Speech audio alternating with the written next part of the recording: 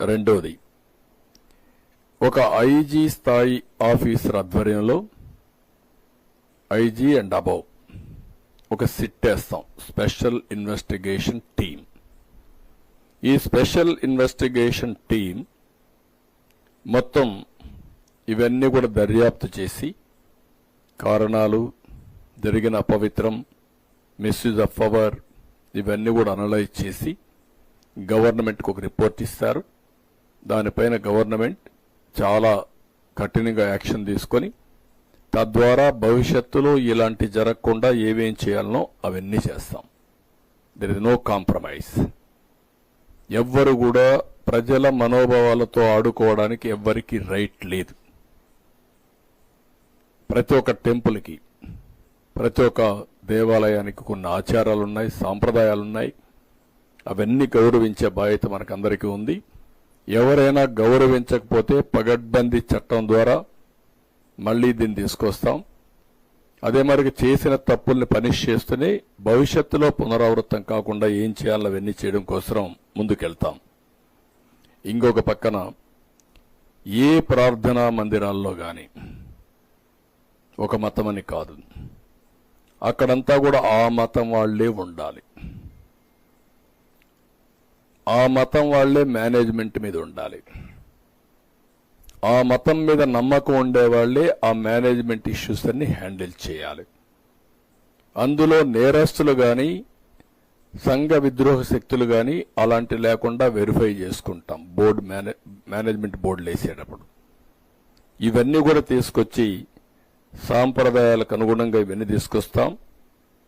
అదే సమయంలో అక్కడ పనిచేసే వాళ్ళ దగ్గర నుంచి, మేనేజ్మెంట్స్ దగ్గర నుంచి అన్ని జాగ్రత్తలు తీసుకుంటాం.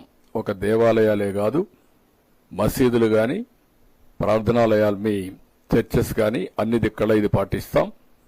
అందరం కూడా మత సామరస్యాన్ని కాపాడుకోవాలి. వేరే మతస్థులకు అనవసరంగా ఇబ్బందులు కలిగించే విధంగా ఎవ్వరూ ప్రొవోక్ చేయడానికి వీల్లేదు. అది కూడా తీసుకొస్తాం. అవసరమైతే ఒక ప్రత్యేకమైన చట్టాన్ని తీసుకొస్తాం, దాన్ని అమలు చేస్తాం. అదే మరిగా అన్ని దేవాలయాల్లో నేను ఇంత మునిపే చెప్పాను, ఈ ప్రోషణ శుద్ధి కార్యక్రమాలు చేస్తారని అవి కూడా చేస్తారు.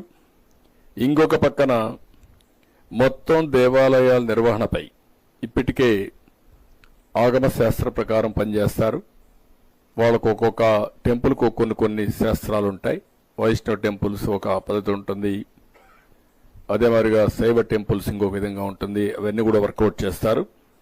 ఇవన్నీ ఒక కమిటీ వేసి, అడ్మినిస్ట్రేషన్, ఆగమ శాస్త్రం తెలిసిన వాళ్ళతో కమిటీ వేసి ఇప్పుడు జరిగేటి కరెక్ట్ గా జరుగుతున్నాయో లేదో చూసుకుంటూనే దీనిపైన స్టాండర్డ్ ఆపరేషన్ ప్రొసీజర్స్ తయారు చేసి మళ్ళా ఒకసారి అప్డేట్ చేసుకుని ఇది తూచా తప్పకుండా అమలు చేయడానికి భద్రత గాని, ఇంకొక పక్కన అక్కడ ఉండే సాంప్రదాయాలు గాని ఇవన్నీ చేయడానికి ముందుకు తీసుకెళ్తాం. అందులో వైదిక, ధార్మిక, ఆగమ పండితులు కూడా ఉంటారు.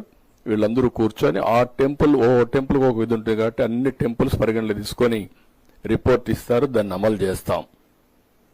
అదేవిధంగా ఇంకో పక్కన అన్ని టెంపుల్స్ లో కూడా మహిళల్ని గౌరవించే విధంగా ఏం చేయాలో దాన్ని కూడా ప్రత్యేకమైన శ్రద్ధ పెడతాం.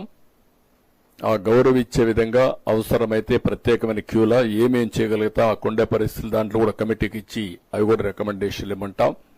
ఒక ప్రత్యేకమైన గుర్తింపు, గౌరవం మహిళలు కూడా ఇచ్చే విధంగా కొన్ని యాక్షన్లు తీసుకుంటాం. ఇవన్నీ తీసుకొని రేపటి నుంచి మనోభావాలు దెబ్బతిన్న హిందువులందరికీ విజ్ఞప్తి చేస్తున్నా. అదే మరి ఈ మనోభావాల గురించి మాట్లాడిన ఇతర మతస్థులకు కూడా విజ్ఞప్తి చేస్తున్నా. ఈరోజు జరిగింది ఒక అపచారం. తెలిసి చేసినా తెలియక చేసినా తప్పు తప్పే. దాన్ని ఎవ్వరూ కూడా రెక్టిఫై చేయలేం. ఏదైతే ఈ టెంపుల్స్ లో వెంకటేశ్వర స్వామి టెంపుల్ అన్నింటికంటే, చాలా టెంపుల్స్ ఉన్నాయి మన దగ్గర, అన్నింటికంటే ఒక పెద్ద టెంపుల్, అందరూ కూడా ఆరాధించే దేవుడుండే టెంపుల్.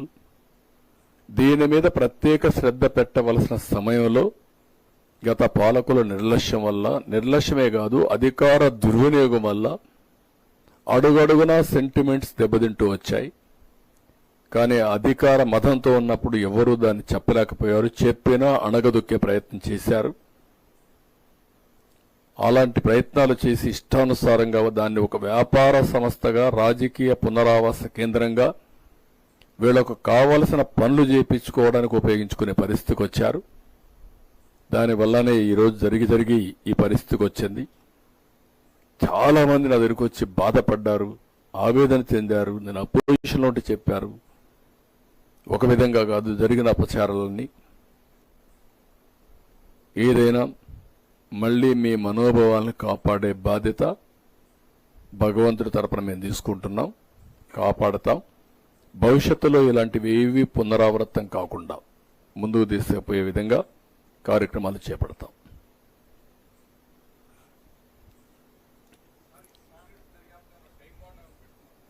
వర్కౌట్ చేస్తాం. అన్ని కూడా దాని టైం చూసుకొని టర్మ్స్ అండ్ కండిషన్లో విల్ పుట్ ఇట్.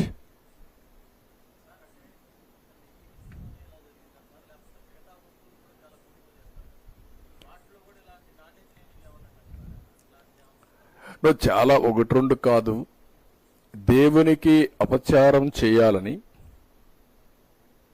ఆ రోజు మీరు చూస్తే పింక్ డైమండ్ వెంకటేశ్వర స్వామి దగ్గర లేని డైమండ్ ఉందని ఈ బ్యాచ్ అంతా మా ఇల్లు రైడ్ చేయాలి అని చెప్పితే, ఇది వెంకటేశ్వర స్వామికి పరువుకు సంబంధించిన విషయం, క్రెడిబుల్కి విశ్వసనీయతకు సంబంధించిన విషయమని ఆ రోజు 100 కోట్ల రూపాయలకు పరువు నష్టం దావా వేస్తే, వీళ్ళు ప్రభుత్వం వస్తానే పింక్ డైమండ్ లేదు కాబట్టి మేము కేసు విత్డ్రా చేసుకుంటామని విత్డ్రా చేసుకునే పరిస్థితికి వచ్చారు. అది ప్రైవేట్ కేసు ఉంది. అంటే ఎంత అప్రతిష్ట అండి ఇది? బాధ్యత లేదా మీకు? అంటే మీరు ఏమి చేసినా జరిగిపోతుందని మీకు ఒక ధీమానా, లేకుంటే గర్వమా, లేకుంటే మేము ఎవడూ ఏమీ చేయలేడు మేము అతీతులమనే ఇదే మీకు అహంభావమా? ఏమనుకుంటున్నారు మీరు? సమాధానం చెప్పమంటున్నా ఇటన్నిటికీ. ఇలాంటి ఒకటి రెండు కాదు, చాలా ఇష్టానుసారంగా చేశారు. అక్కడ వేసిన వ్యక్తులు కూడా వీళ్ళకు ఎంత దరిద్రంగా తయారైపోయారంటే, దరిద్రంగా తయారైపోయి చాలా మంది తిరుమలకు రావాలంటేనే ఇష్టం లేకుండా నిలిచిపోయే పరిస్థితికి వచ్చారు. దేవుని మీద ఇష్టం ఉంది కానీ అక్కడ పోతే ఈ అపవిత్రం చూడలేము, భరించలేమని రావడం మానేసి